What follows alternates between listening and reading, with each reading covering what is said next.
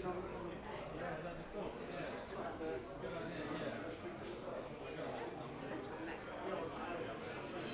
excellent. Excellent. Yeah, I've got a couple of words to say.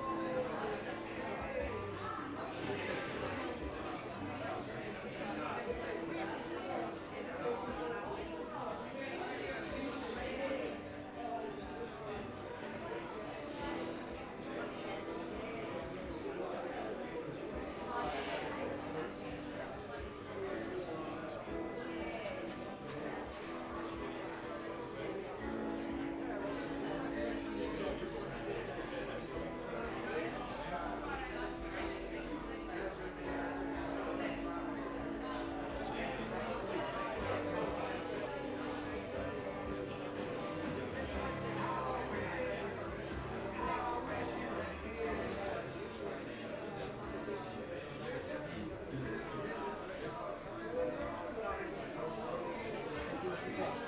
You're Lynn, aren't you? Yeah. Just want to make a very short, quick announcement. This is like not a welcome or anything. This is just to say, if you want to, you can go and get some drinks because there's a bar tab there, and there'll be food coming around in a second. But we'll wait for. I mean, you can do that now. You can get drinks now and the food when it comes around. But we'll wait for, you know, a few more people before we actually crank it up. Okay.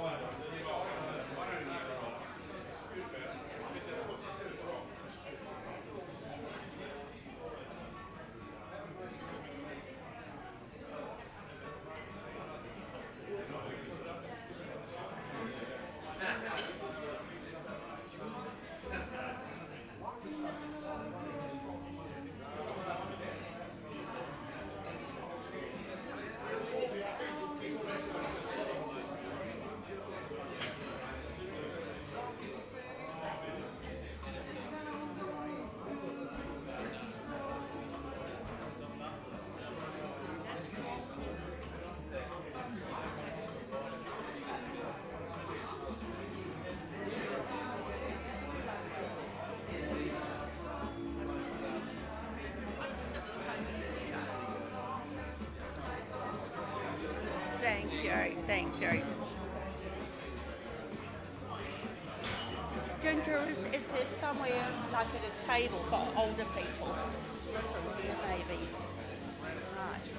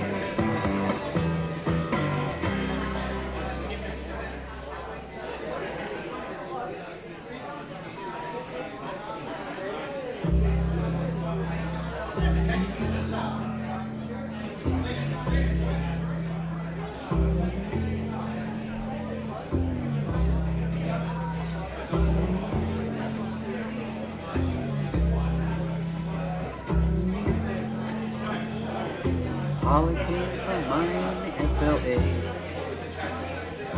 Hitchhiked away across USA. Plucked her eyebrows on the way. Shaved her legs and then he was a she. She says, hey babe, take a walk on the wild side. Said, hey honey, take a walk on the wild side.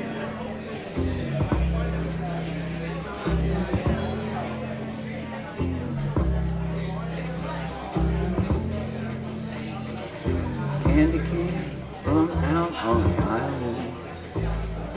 In the back room she was everybody's darling. But she never lost her head. Even when she was giving head, she says, hey babe, take a walk on the wild side. Said, hey babe, take a walk on the wild side. And the colored girls go do do do do do do do do do do do do do do do do.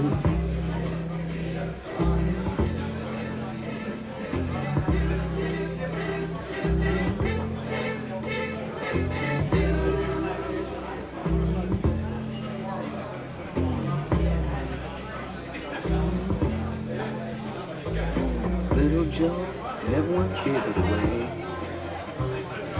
Everybody had to pay and pay. A hustle here and a hustle there.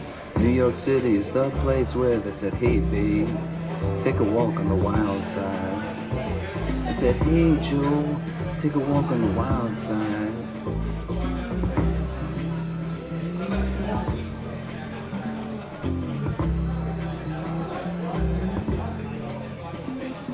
Sugar Plum Fairy came and hit the streets, looking for soul food and a place to eat.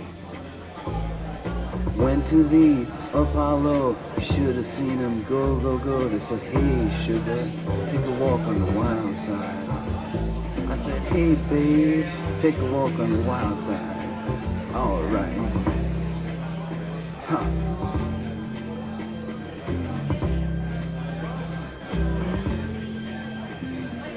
Jackie is just speeding away. Thought she was James Dean for a day. Then I guess she had to crash. Valium would have helped that cash. She said, hey babe, take a walk on the wild side.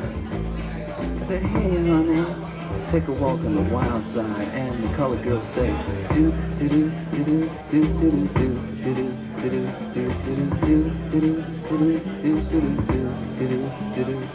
do.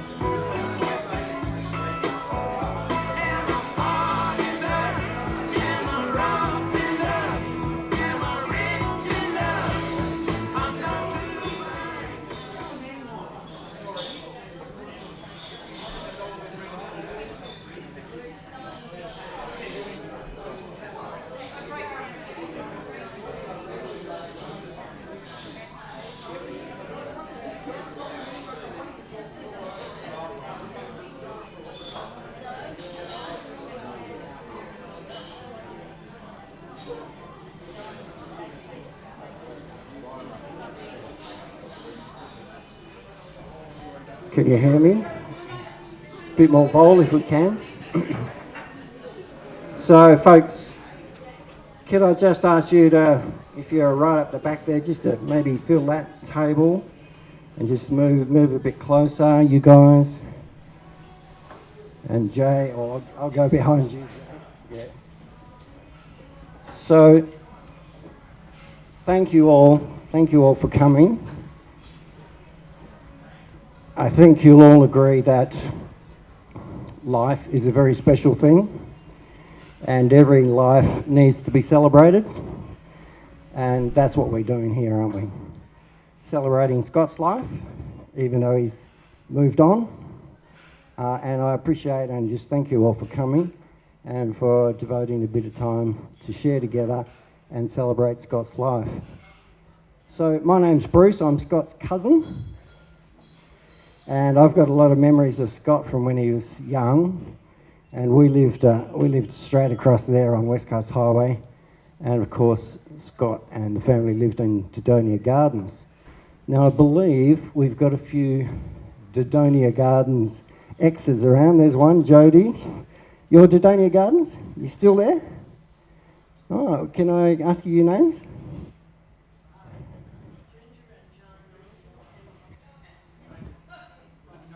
Number 8. So you're the same family? Okay, yeah. So that's not on the Harrison side, on the other side?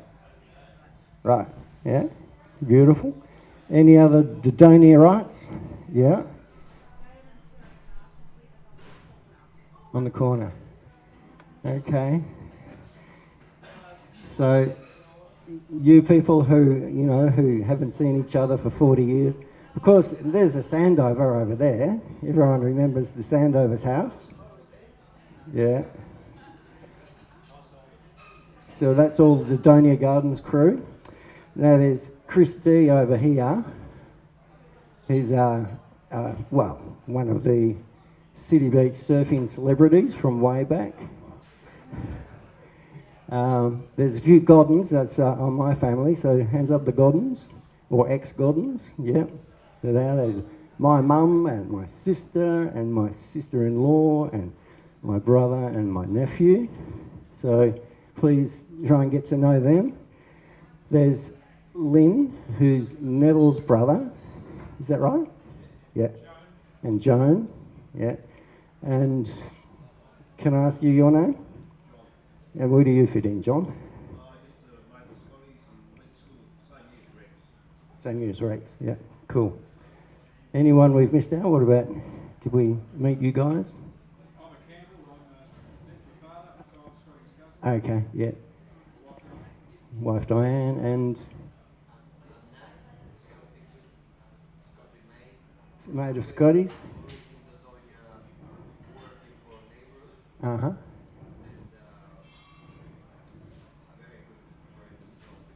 Oh, great. Yeah. I think, sorry, can I ask you, I hope this is not embarrassing, so yeah. You're another City Beach boy? Yeah. What's your name again? Rob Warner.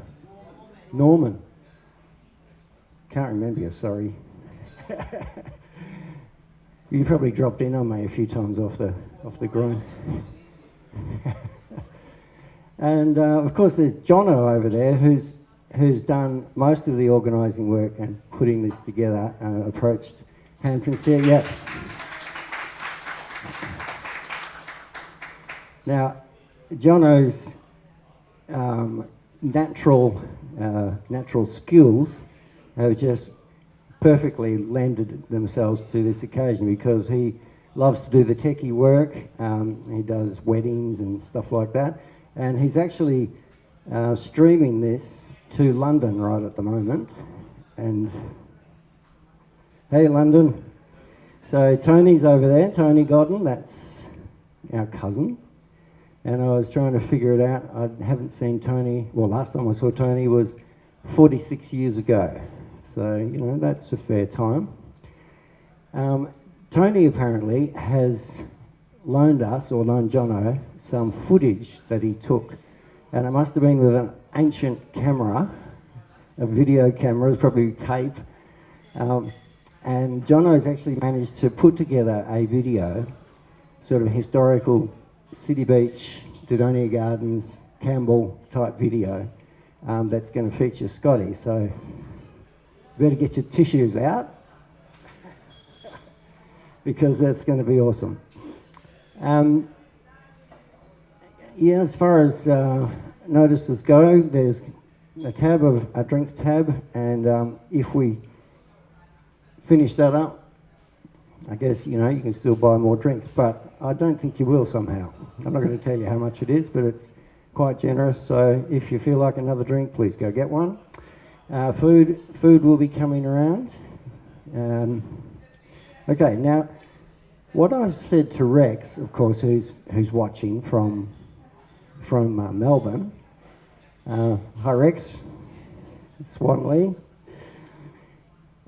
Is that the way I saw this sort of working was that I'd give a welcome, like I've just done, and meet you all, and then we'll have, say, another 10 minutes of mingling, which can be streamed to London or wherever, and that will possibly give you guys a bit of time to put together some thoughts, if you want to, and maybe we can have a few Dodonia Gardens or Scott Campbell stories.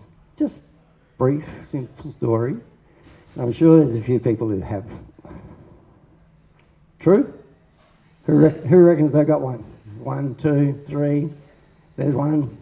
Yeah, a bit of elbow work always helps.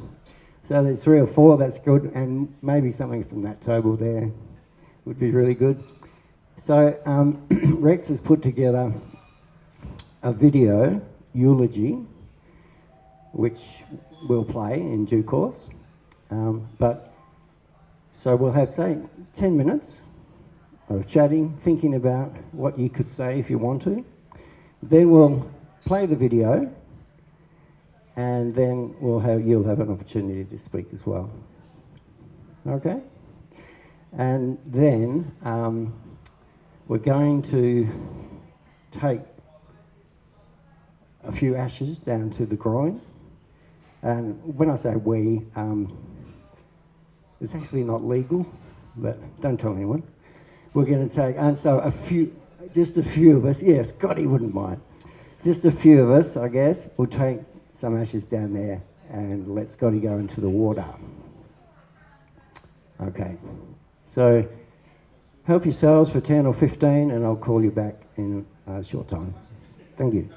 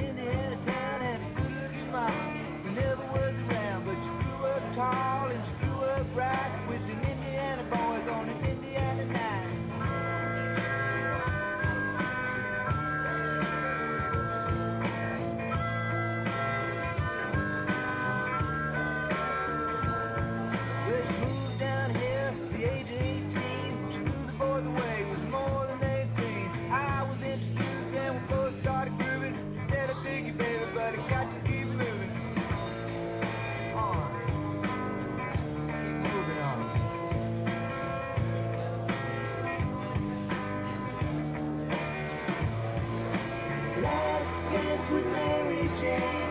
One more time to kill the pain.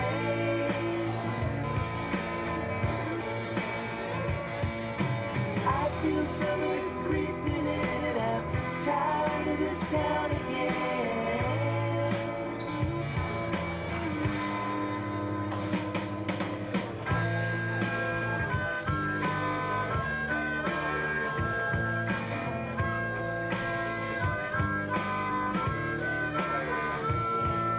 Well, I don't know, but I've been told you never slow down, you never grow old. I'm tired of screwing up, I'm tired of going down, tired of myself, tired of this town. Oh my, oh hell yes. Honey, put on that party dress. Buy me a drink, sing me a song. Take me as I come, cause I can't stay long. Last dance with Mary Jane. One more time to kill the pain.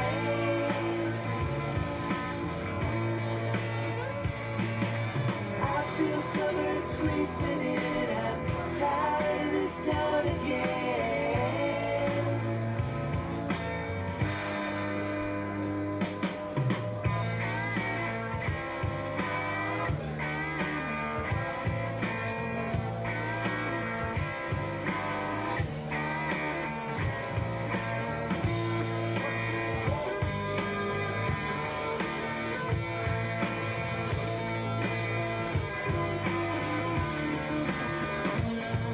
There's pigeons now on Market Square. She's standing in her underwear, looking down from a hotel room. The nightfall will be coming soon. Oh my, oh hell yes. You got to put on that party dress. It was too cold to cry when I woke up alone. I hit my last number, I walked to the road. Last dance with Mary Jane. One more time to kill the pain.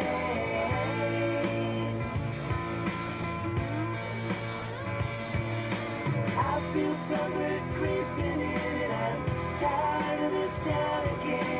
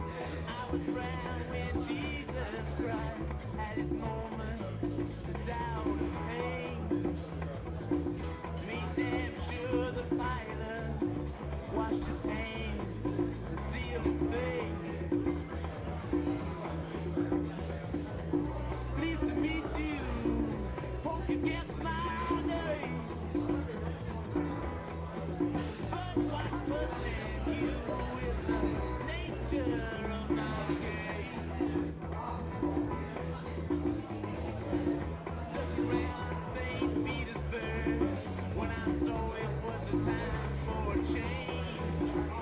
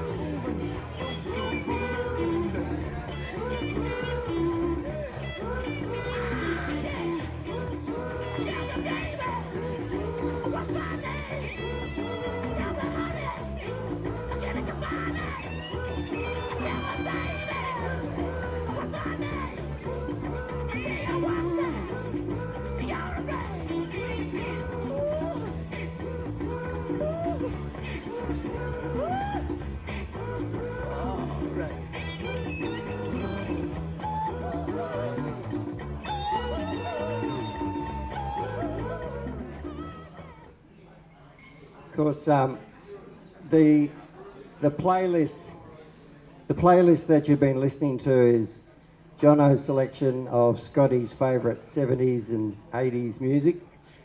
Bob Dylan and Neil Young and who else, Jono? All those guys, yeah. Okay, so can you get yourselves in a nice comfortable spot where you can see the screens? There's 4 of them up there by the look. And we're going to show this video.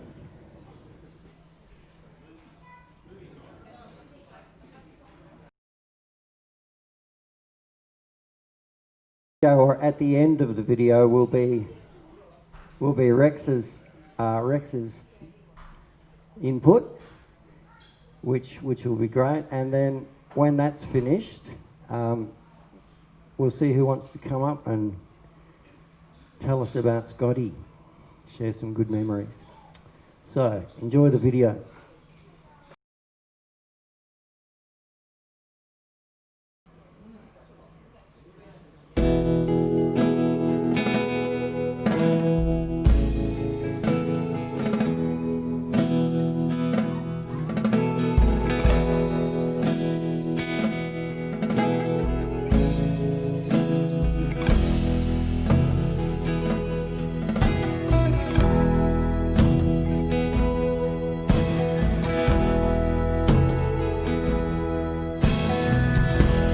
Shadows are falling, and I've been here all day. It's too hot to sleep, and time is running away. Feel like my soul has turned into steel. I've still got the scars that the sun didn't heal. There's not even room enough to be anywhere. It's not dark yet, but it's getting there.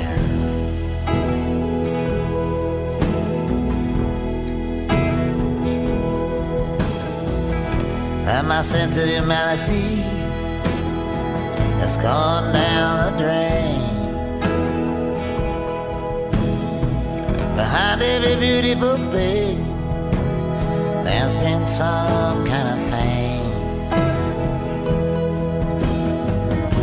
She wrote me a letter, and she wrote it so kind. She put down in writing what was in her mind. I just don't see why I should even care. It's not dark yet, but it's getting there.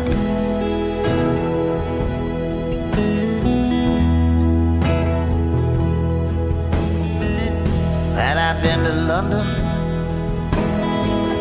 and I've been to Gay Mary. I followed the river, and I got to the sea. I've been down on the bottom of a world full of lies. I ain't looking for nothing in anyone's eyes. Sometimes my burden is more than I can bear. It's not dark yet, but it's getting there.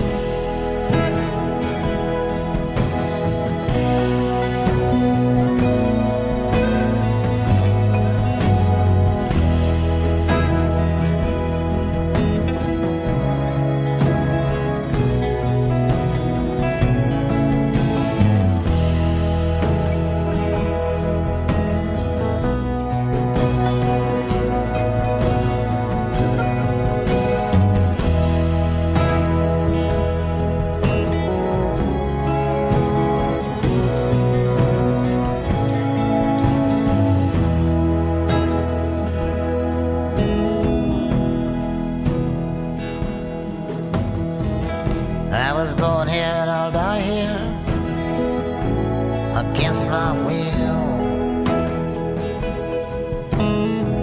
I know it looks like I'm moving, but I'm standing still. Every nerve in my body is so naked and numb. I can't even remember what it was I came here to get away from.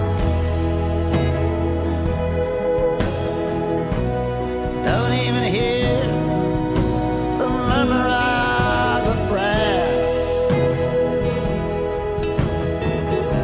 It's not dark yet, but it's getting there.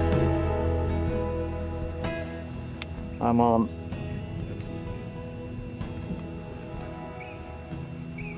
Welcome to Perth. Kyla. Oh.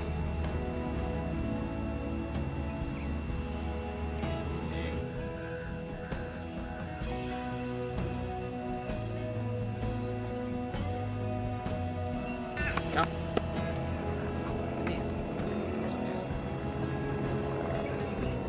Sit.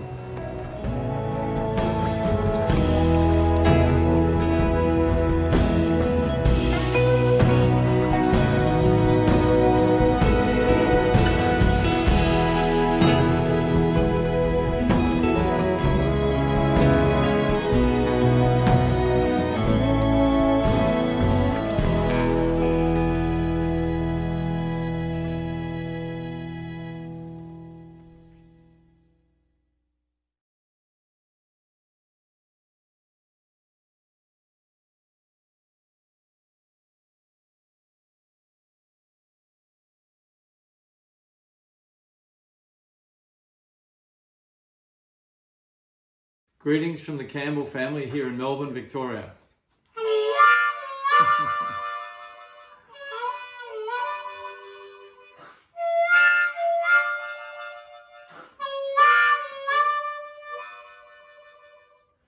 Thanks, Charles. I want to thank you all, to the family and friends who are gathered here today, either in person or online. Scotty would be happy to see us all together here above the beach where we used to play a lot. And special thanks, I guess, to my cousin Jono Godden and to Bruce Godden for having put together this event. And to Uncle Lynn and Auntie Joan Campbell for helping me logistically in the last few weeks. It's been a tough month for me, but it's been tougher 8 years of sickness for both my brother Scott and our mum Janice. Both of them have closed out their lives within weeks of each other. For those who don't know, our mum Janice Adela Campbell died peacefully last week in Victoria on August the 1st after 8 years battling with Alzheimer's. Her funeral will be in a few days' time. But today is about Scotty and the life that he lived. Well, I got to know Scotty when I was 21. That's when I met Rex. I've always known him as a very lovely, charming young man. He makes us laugh. And he's so charming towards my mother, Mama. Dad used to cook barbecues on Sundays, and Mama would come for lunch sometimes. So Scott has taught her a phrase. My mom doesn't speak much English, but Scott taught her to say "good tucker," and she does that. So that's one of the things that stick in my memory about Scott's charm. The other thing is that he can be grumpy sometimes and pedantic, but you know, hey, apples don't fall far from the tree. So that's Scott. But most of all, we used to love, my whole family, Yanli and Giles as well, when they were little. During lunchtime, like the barbecue lunch, he would tell tall stories about his fishing trips, and we would love to hear them, and he makes us laugh. And he was so funny and fantastical stories that Yanli, I know at the age of 9, said that when I grow up, I want to be like Uncle Scott. So that was Uncle Scott to both my kids. Yeah. I think that's all I'd like to say, and Rex is going to continue his eulogy for his brother. Thank you for listening. Thank you. Thanks, Jimbo. I wanted to share what I learned from my younger brother, Scotty, as we called him. We can learn a lot from others, especially those very different from us or who give us a hard time. I learned that pain, suffering and pain, which Scotty had his fair share of recently, can really bring out the very best and the very worst in someone. Especially if they have no one close to them, close enough to share that pain, to be loved by, to calm their storm. I learned also that someone else's suffering and pain can also bring out the very best and worst in me. As a brother, I was meant to care for him, and I did try to care, but I was living so far away. At times I reached out and I helped as best I could, but at other times I retreated from his anger and pain as he did from mine. We both saw the best and the very worst in each other over the last 10 years, especially as he went downhill. Yet Scotty and I finished together well, in peace, after some war. This last year has been really good between us. It's been great, each putting aside the unrealistic expectations that we held of each other. I learned from Scotty that despite all the harsh things that were said, he was my family, my only brother, my only sibling. Family need to forgive each other, and the past hurts, and be there for each other. This kind of forgiveness is not easy. I've only really experienced this forgiveness from the life of Jesus Christ, who, while hanging there on a cross, dying for humanity's sins, he called out, "Father, forgive them, for they do not know what they are doing." I've also learnt from Scotty how incredibly strong the human spirit can be. I've seen him survive and overcome so many medical emergencies and indignities to live on despite the odds. From bowel cancer to the loss of his complete lower intestine to multiple blood infections, Scott alone cooked, cleaned, injected, peed and pooped his way through 10 years of artificial feeding, cancers and multiple surgeries, just to survive. Doctors still can't believe how he survived this long and how he had done this while smoking and drinking more beer than the doctors thought humanly possible for a man in his conditions. I want to thank those of you who stuck by him to the end, listening to Scott rant, checking on him when he didn't answer the phone, caring for the dog when he dashed in and out of hospital. Your patience and care for him is very appreciated. For those who couldn't hack it, I understand. But he wasn't always sick. He wasn't always in pain and cranky. Most of you here will remember Scott as a strong, fit fisherman who as a lad rode motorbikes over the sand dunes in City Beach with the council rangers in hot pursuit. That is how I would like to remember Scotty. As the young cheeky charmer who captured the heart of Tina, the gorgeous blonde bombshell whom he lived with for a time in Margaret River, before she became the one that got away. Or the wheeler dealer who only ever traded in cash so as to leave no clues for Centrelink or the tax office after working in the mines and fishing boats of WA. Or the brother who at 15 could drive my car lying injured in the back.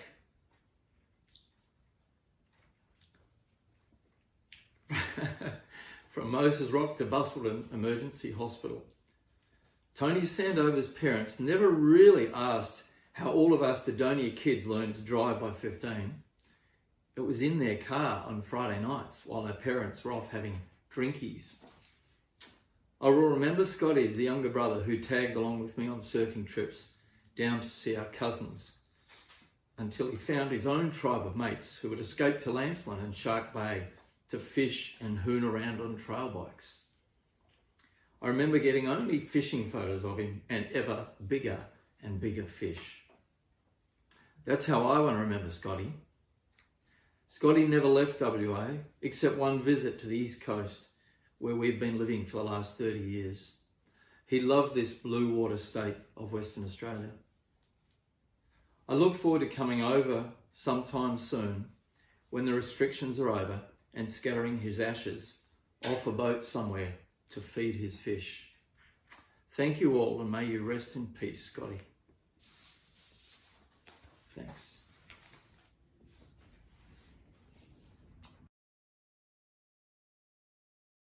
Hi, Uncle Scott. Giles here. You were a great fisherman, a keen cook, and a good picture spotter. You messaged me on my phone. You gave friendly advice when I needed on different times. Thank you. On different times. Thank you. And this is from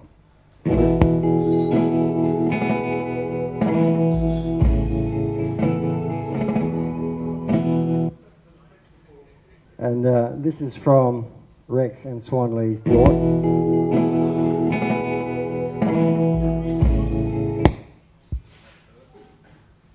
Is it going to happen again? From Yen Lee, that's Rex's daughter, who's also in London. So this text. When I was very young, I was asked by my mother who I wanted to be like when I grew up. I announced I wanted to be like Uncle Scott. Mum nearly fell over. I guess it was an unexpected answer for others. But to me, he was an adventurer who was always in the ocean, and he was free. My grandparents' house had things he'd collected from his trips out to sea around the house. I was obsessed with this little seahorse skeleton in his room and the giant clamshell by the pool. Anytime I'd seen him as a kid, he'd yell his nickname for me, and he'd scoop me up in the biggest hug or on his shoulders where I felt so tall. We shared a love of being in the ocean. I know he had a hard few years that took him away from himself and the big blue. Today is sad for us, but happy for him. I know he is free again. This is also true for Mama, my grandma, his mum, who loved him always and held on for him until he passed through, and just long enough for goodbyes. I love them both and always will. They are both free now in the forever blue. Blue days are all of them gone. Nothing but blue skies from now on. Thank you, Yen Lee.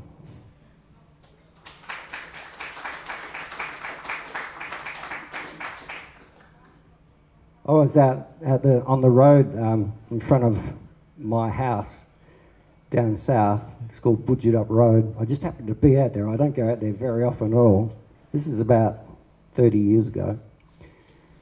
And this truck came roaring by and pulled up, and out jumped Scotty. G'day, Bruce. How you going, mate? So we had a big yarn on the road, and that was awesome. The last time I saw Scott was around Christmas, and he'd just come through, you know, the really, really serious times. But I would say that he had an amazing strength, and he embraced what was coming. He knew it was coming, and he was very strong about it. Anyway, he was a cool guy, Scotty was, and I remember him from when he was down south. Now, I know Richard's going to say a few words. Just let me warn you, anyone who speaks, you've got to hold this thing, like almost swallow it, otherwise we won't hear what you're saying.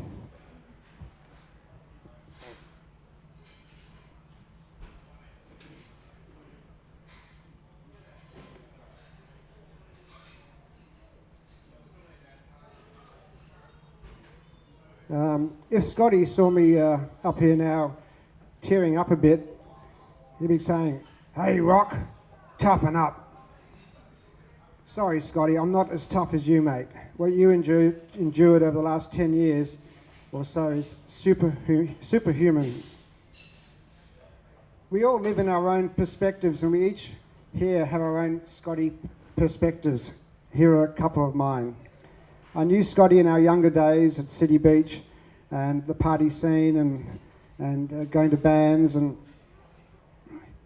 then of course we used to always see him at the Wembley or the Floret playing pool. Graham Lumbers sends his apologies. He can't be here because of a health condition, but he used to love playing pool with Scotty.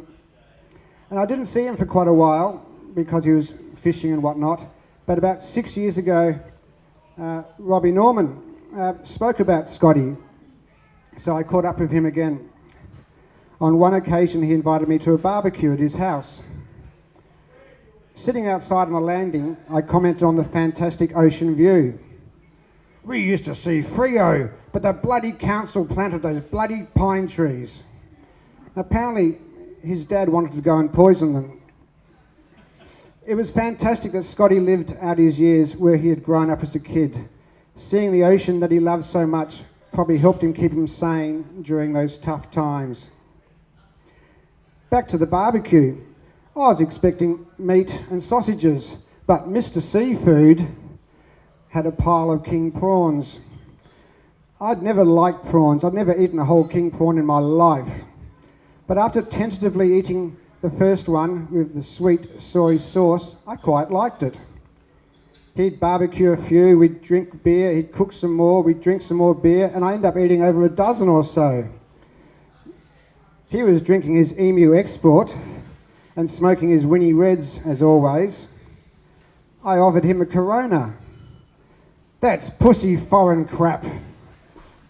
He always spoke his mind, as I'm sure most of you know. That's when I said, I'm going to call you the Mad Pirate. Of course, being a fisherman and that gruff voice and swearing. But he took it as a badge of honour. In fact, when he was being wheeled into the ambulance a couple of weeks ago by two cute female paramedics, I said to them, beware of the Mad Pirate. Despite being desperately unwell, he smiled under the oxygen mask. I also called him Master Chef. He was always cooking up a storm. He would make these stocks that he'd cook for hours and be adding different things to it. He had so many ingredients. And he'd have so many things pickling away, and he just had so many things in his kitchen. It was amazing. Often I would be leaving with a soup or seafood dish to eat that night. He was always cooking for his dog Kira and later pup Diggs. I questioned him about the wisdom of getting Diggs last year, but he said he wanted another heartbeat in the house. And so I took him to get Diggs from the breeder. Thank you. Thank you, Jody. Thank you, Paul. Where's the other? No, not that. Where's I can't see him now. Paul. Anyway, and John for looking after Akira and Diggs when Scotty was in hospital. Our individual perspectives of life are influenced by many things, including catching up with an old mate you may not have seen for years. Scotty influenced me in many ways. I now love prawns, and I keep sweet soy sauce in my pantry and use it all the time. He made me more down to earth, and to really appreciate my health and life a lot more. He has shown me the amazing strength and resilience of the human spirit. The Mad Pirate has sailed over the horizon. Cheers to Scotty.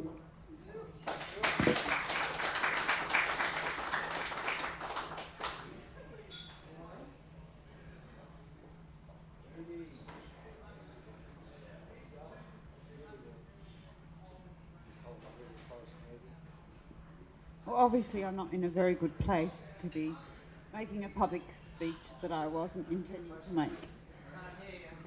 Sorry. Not in a good place to be talking about something I haven't prepared, and very emotional. The Campbells were an integral part of the Harrisons' lives and the Sandovers and the whole of Dodonia Gardens. I had a crush on Scott Campbell he was 1 year older than me, I sent him a note through a friend at City Beach Primary School, which he never replied. Our parents had a fantastic and close relationship, went on holidays together, drank together. There was Friday night drinks in Dodonia Gardens. They were naughty. We used to call Nev Naughty Nev or Nifty Nev, depending on what he was up to. My father and he shared mowing equipment and brewing equipment, both which were used sometimes well and sometimes badly. They were a thick bunch. They looked after each other. And the kids in Dodonia Gardens all grew up together. The drain at the Campbells wasn't good when it rained, so we all just went into this enormous puddle and rode our bikes through. We shared dogs. Skeety came up. Campbell's had a couple of Skeeties. They were always fighting. We never had fences in those days. The poor baker and the buggers, the postman.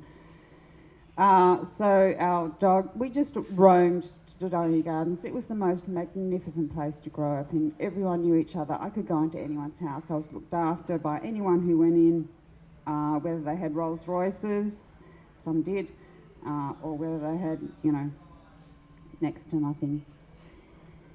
The Campbells were a great bunch.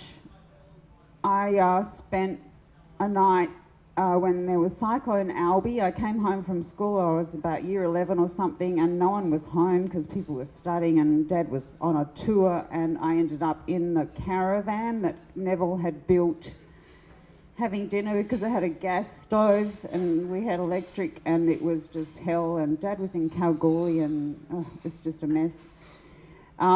In 71, my dad went overseas with my mum for the first time. We were being looked after by our grandparents, and we went off to, I think it was a rugby match, can't remember, but Gran had put the stove on a timer for the roast to get home. It caught on fire. We got home and the house was full of smoke. The dogs came out just absolutely beside themselves. Nifty Nev came up with a bucket of sand, put the fire out in the stove. Can you imagine the mess after that? It would have just been absolutely hideous. Anyway, they're the sort of things that we shared with the Campbells. I remember sitting in our lounge room one day. I think Jay was there and Rex was there, and a Jewgite went past and headed off to the Campbells. So all of the able-bodied young males at the time thought it was a great time to chase the Jewgite. And Rex said, let's smoke it out. And it had gone into the reeds in the Campbells, just so the match was lit and the reeds went, man. It was fabulous. Black wall, broken glass, no Jewgite, but I don't reckon Rex would have got a really good reception when Nev got home anyway. We grew up in a very privileged street, a street that was filled with friends who really, really cared about each other. And I really, really cared about the Campbells. I'm devastated that Jan was the last to go. In the Dodonia Gardens, she was the very last one of the originals to go. I love Scotty Campbell. I visited him a lot in the last few years. I helped him get his new puppy because he needed that puppy. He took meals to his neighbours because he could cook so well. And even though none of the food he cooked stayed in his body for more than a minute, because he only had a metre of bowel, he loved his cooking. He loved bringing up stuff. He cared about the people around him, even if they didn't care about him. He still made sure that, particularly the Harrises who were still there, who are very old, he went up there with his crapped out body, made sure they were okay. He really cared about people. He used to tell me, I'm a stress bag, very anxious person, and he used to just bollock me and say, for God's sake, Jodie, stop it. Just stop it. Stop being so worried about everything. Just live your life, for God's, and that's what he did. He just lived his life. And he was a bloody fighter, that boy. And I hope he's having a gas time now. Fishing, drinking, partying, wrecking people's cars, and catching up with his folks. And with Guy Henderson, who grew up with us, who was a good mate of his, who also helped him wreck cars. Rest in peace, Scotty.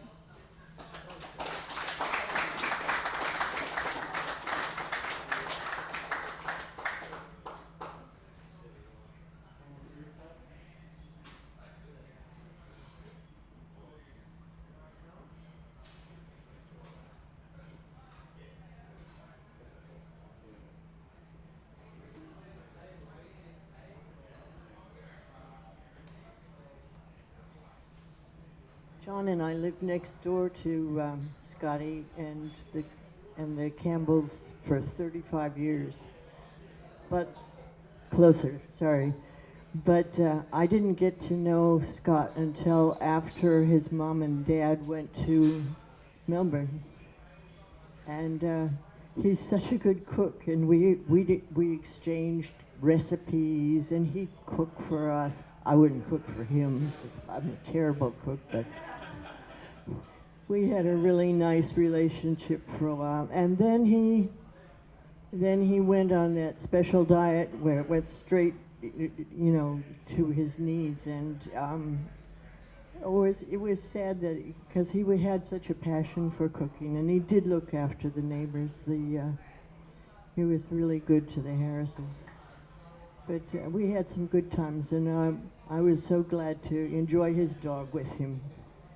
He really had a great companion in his dogs. But that's all I've got to say.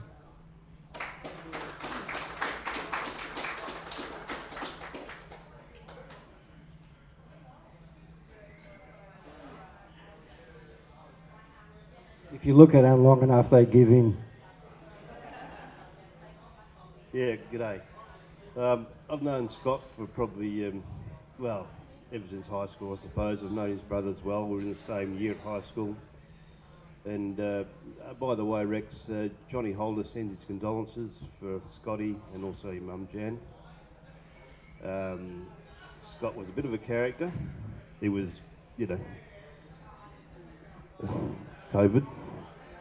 So, yeah, he was a bit of a lad. He enjoyed his smoking, he enjoyed his drinking, which is probably part of the downfall, but anyway, things happen like that. And one of the many things he did do very well was a mate, as far as a decking on a fishing boat. I had a fishing boat. I've had a couple of fishing boats, or boats if you like, go out fishing, deep sea fishing. We'd go out there, especially with his cousin Steve and Campbell, a couple of other people, and we'd go out, and he was fantastic as a decky. He'd have my rod ready if he stopped the boat. Right, we're ready.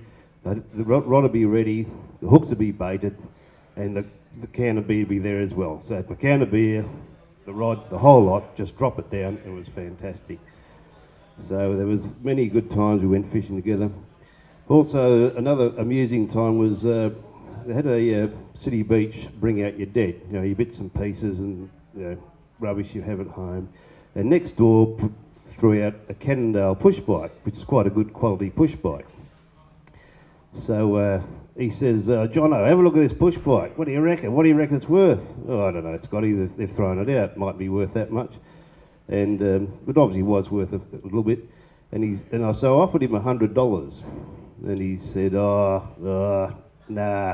the neighbour next door has offered me 600. So I said, well, Scotty, take the 600. So about 12 months later, he gives me a call. He says, Jono, I've got to clean out the garage. It's full of crap, got to get rid of it all. Come round and get the push bike, will you? So I got the push bike for nothing. But that was the nature of the lad. And Nev, his father, he's a bit of a character at times as well. Anyway, Scotty, I hope you rest well, mate. And by the way, I don't know whether anyone's told you that water's cold today. Thank you. See you.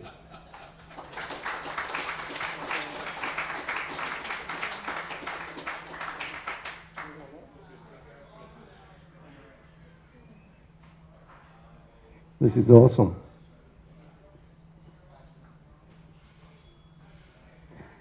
Hi everybody, Peter Godden's my name, Scotty's cousin.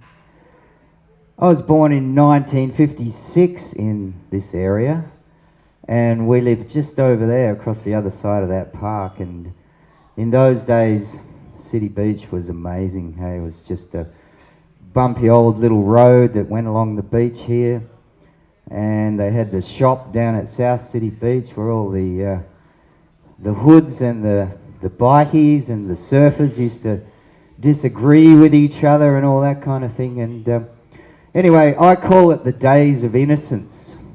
The 60s, the late 50s, even the early 70s, the days of innocence before the world changed as it has now. And family was very important. So we used to go up to Dodonia Gardens as a family. My mum Willie here, and my dad Max, and Bruce and Teen, and we'd have barbecues, and the kids would all be playing, and it was really a dream life that we had as children in this part of the world. Getting up at 4 o'clock in the morning, walking across the sand dunes to go surfing at City Beach Groin. Had to get out of the water at 6 o'clock because the beach inspector came along and said, you know, hanging around this amazing place to grow up. So safe, so free. And I kind of lost touch with Scotty, really. I lived down in Margaret River, been there since 1977. He was down there at one stage in the 80s with his girlfriend and made a bit of a life for himself down there. And we used to catch up now and again. But then, I'm trying to think of the number. It must be 25, it must be more. Years went past. And I never even seen that guy again. And then my brother Jonathan over here said to me about 3 years ago, he said, "You should go and see Scotty." And I went, "Yeah, you're right. Why have I stayed away so long?" Because we'd all heard that he'd gotten crook. So I went and visited him and showed up at his door in Dodonia Gardens, and he looked at me and he didn't know who I was. "Who are you, mate?" "Oh, I'm Peter, your cousin." "Whoa! Come inside." We had a big catch up, talked about lots of things, old times, all that kind of thing. And the thing that amazed me about Scott was his strength and his ability to cope with his situation. I couldn't imagine what it would be like to have to go through that stuff. And yet he was smiling. He was strong. He was coming up, fronting up every day. "Hey, Pete, I'm making you some bacon and eggs. Have a beer. Have this, have that," you know. He was amazing. And the stories, and we sat down and we talked for hours and hours about old times. But we also spoke about the deeper things in life. And, you know, Scott wasn't that really keen on religion, but he was a spiritual man. And he came so close to dying so many times that he had no fear at all anymore. And he used to say to me, "I'm ready, man. I'm fine. Take me any time." He wasn't afraid like most of us are, or what's going to happen to us, and, you know, how we're going to die, and we all got to face that. So he was actually a very spiritual man, and we had some deep conversations about these kind of things, about what happens to us when we leave this planet. And how do we continue on in this life knowing that we all have to face that final day like he did recently? And he was ready. I don't know whether I'm ready. Is anyone ready? He was ready because he'd been there so many times already. He'd been that close to dying. And a few weeks ago, he finally had his release from this material world. And off he went. And I'm sure he went to Melbourne and found Jan and said, "Hey, come on, Mum. Time's up. Let's go. You and I together. Time has come." And you know, the one thing that I've got from Scott is a jar of pickled onions. Yes. And he gave that to me. I spent about 3 or 4 days at his place a couple of months ago, maybe around March or something like that. And I stayed there with him. And he looked after me. And he wouldn't let me touch a thing. And he cooked for me. And he had a bottle of whiskey and said, "Here, have a couple of whiskeys." And he gave me this and he gave me that. Every time I left his place with a bunch of presents in my hand.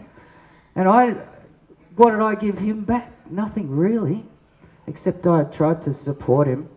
And anyway, so in my place in Margaret River, I've got a jar of pickled onions with the date written on there, given to me by Scott Campbell. That's the only thing that I have from him. So the question is, do I eat them or do I keep them? Thank you very much, everyone.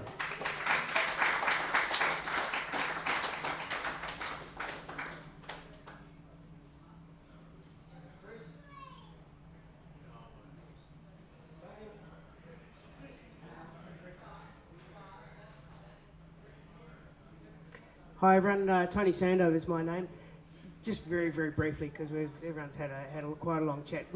I'll sort of come along the lines a little bit of where Jodie was with the Donia Gardens. We were very, very privileged to grow up there. There was a bunch of parents who all got on very, very well together, and all the kids got on really well, and so it made it very easy. The Friday night drinks, I think, were usually spent planning Guy Fawkes night, where in the middle of the street, you might remember some of these, I'm not sure. They would build big effigies and we'd have massive Guy Fawkes. They'd light this thing up, all the kids would be there, all the parents would be there, and we had an absolute ball. It really was tremendous fun. So, you know, it's been sad times for Scott, probably of late, but, you know, there were a lot of very, very good times. And, you know, we're all very lucky and very privileged to be there. So, yeah, I think we loved him, and yeah, sad to see anyone go, but thanks.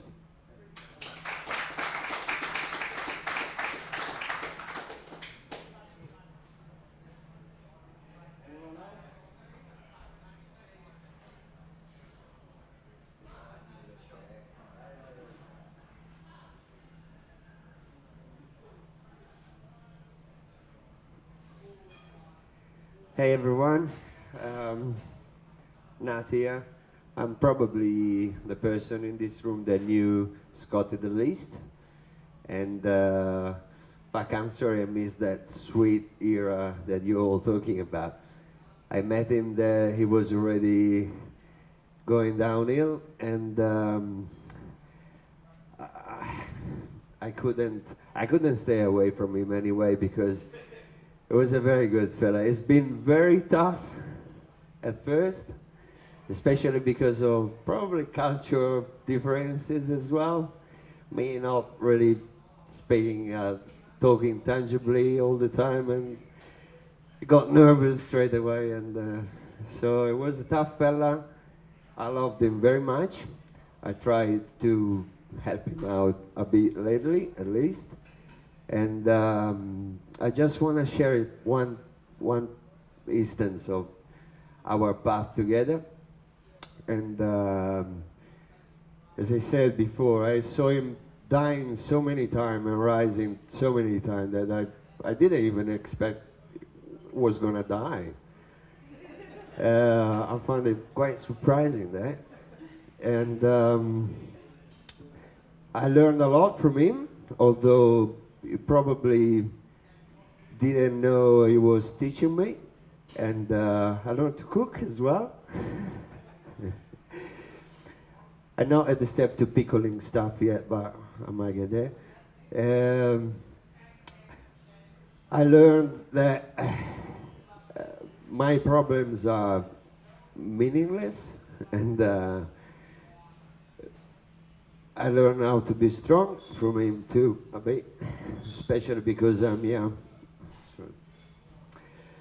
I feel a bit alone here too, being away from my family. So in many ways I could share a bit of his life. And what I wanted to share with you is the fact that I saw him smiling again lately, and that was about Christmas time, when very surprisingly he didn't spoke out his mind that time. It was reluctant on something, and I felt like that was his way to ask for help, probably. And he was talking about that heartbeat that was missing in his house, and I didn't even think about it. I jumped on the car, sorry guys, and took him down to Augusta, and man, that was a special trip for me, and a special trip for Scotty too. It was surprising about every bloody trees on the road, and there is a freaking straight road to Margaret River. I said, oh man, how long have you been in town for? And he said, well, that's about 28 years. So, oh shit, so we had a blast. Obviously, we had to take about 20 poses on the way down to sort out all this stuff. And but man, that smile was a big smile. When we came back, I'm so glad we went down. Jono, thank you, bro. Thank you very much. And thank you for everyone. But have a good rest, bro.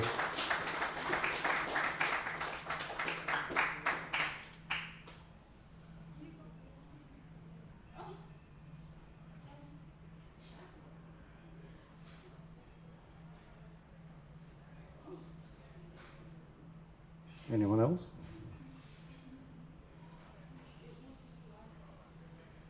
Okay, so thank you. I don't know who should go down to the groin with the ashes. I'm thinking, Richard?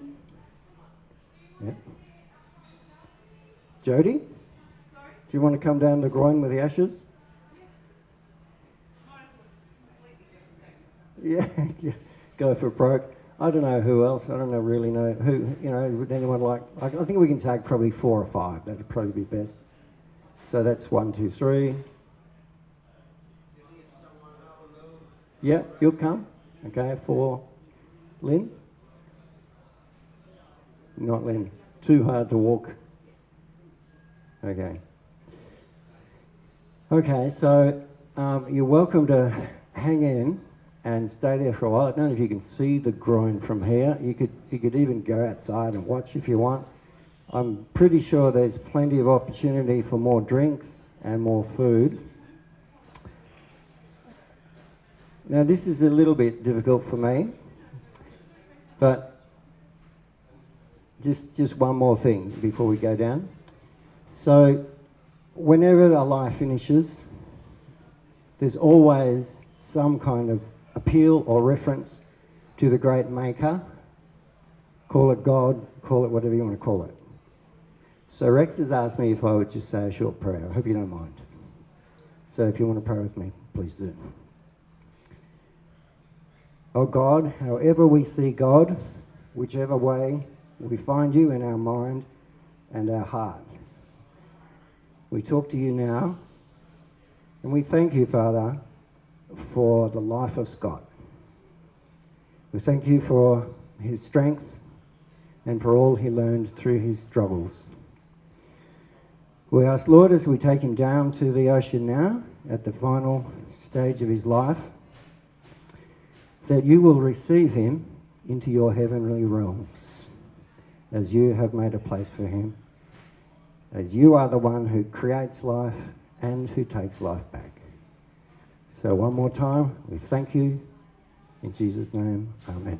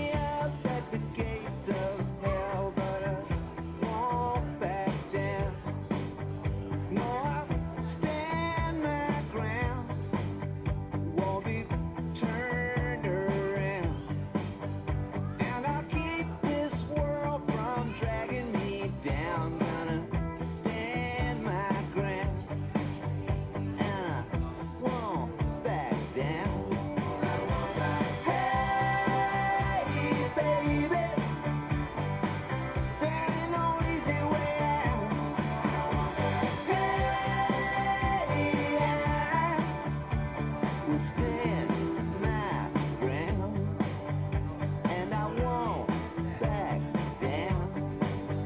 Well, I'm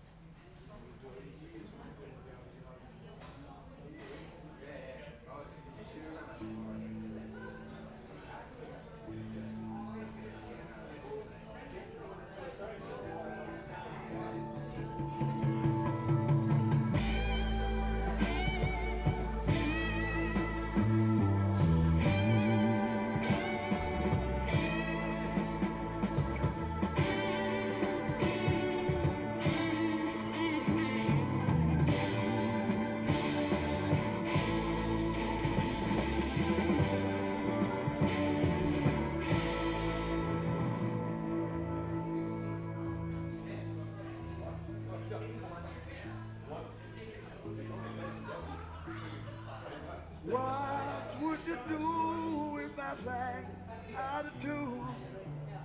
Would you stand up and walk out on? Lend me your ears and I'll sing you a song. I will try not to sing out of key. Oh, baby, all I need is my brother. I say I'm gonna get high.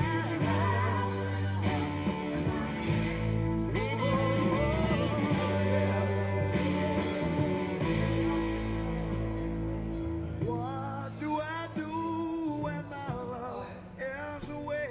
Doesn't worry you to be alone. No, no. How do I feel at the end of the day? Are you sad 'cause you're on your own? I tell you, don't even say it no more.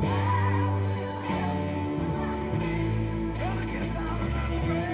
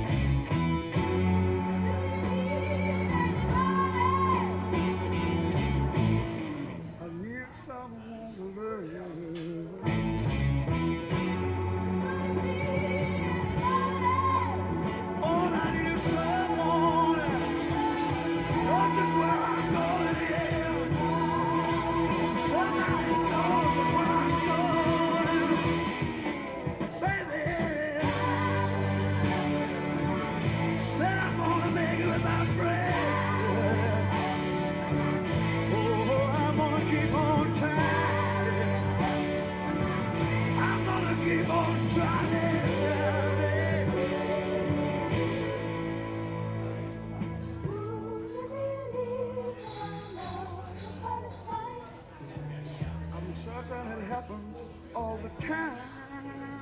Yeah.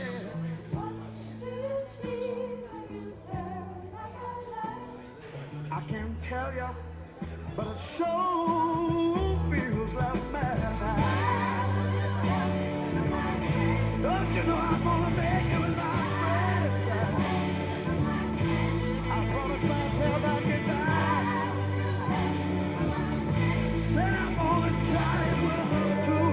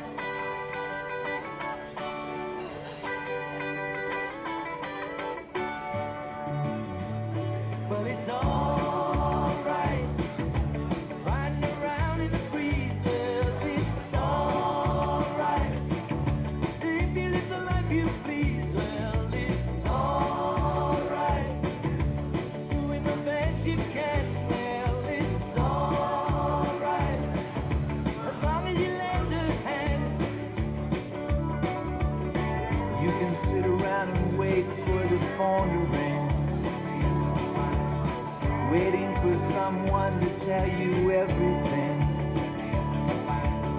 Sit around and wonder what tomorrow will bring. Maybe a diamond ring. Well, it's alright, even if they say you're wrong. Well, it's alright, sometimes you gotta be strong. Well, it's alright, as long as you got somewhere to lay. Well, it's alright, every day is Judgment Day. Maybe somewhere down the road away, you'll think of me and wonder where I am these days. Maybe somewhere down the road when somebody plays Purple Haze. Well, it's alright, even when push comes to shove. Well, it's alright, if you got someone to love. Well, it's alright, everything will work out fine. Well, it's alright, we're going to the end of the line. Don't have to be ashamed of the car I drive. I'm just glad to be here, happy to be alive. And it don't matter if you're by my side, I'm satisfied. Well, it's alright, even if you're old and gray. Well, it's alright, you still got something to say. Well, it's alright, remember to live and let live. Well, it's alright, the best you can do is forgive. Well, it's alright, riding around on the breeze. Well, it's alright, if you live the life you please. Well, it's alright, even if the sun don't shine. Well, it's alright, we're going to the end of the line.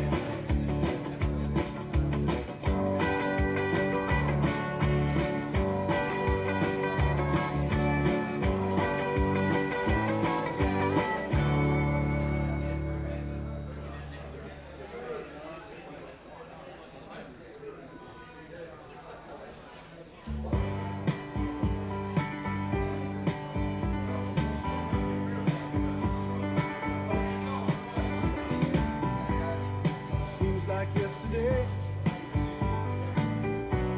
but it was long ago. Jane, it was lovely, she was the queen of my night. There in the darkness with the radio playing low and the secrets that we shared, mountains that we moved, caught like a wildfire out of control, till there was nothing left to burn and nothing left to prove. And I remember what she said to me, how she swore that it never would end. I remember how she held me oh so tight. Wish I didn't know now what I didn't know then. Against the wind, we were running against the wind. We were young and strong, we were running against the wind.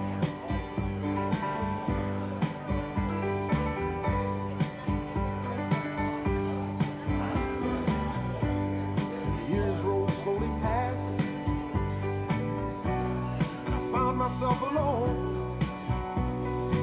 surrounded by strangers I thought were my friends. Found myself further and further from my home, and I guess I lost my way. There were oh so many roads. I was living to run and running to live, never worried about paying or even how much I owe. Moving 8 miles a minute for months at a time, breaking all of the rules that would bend.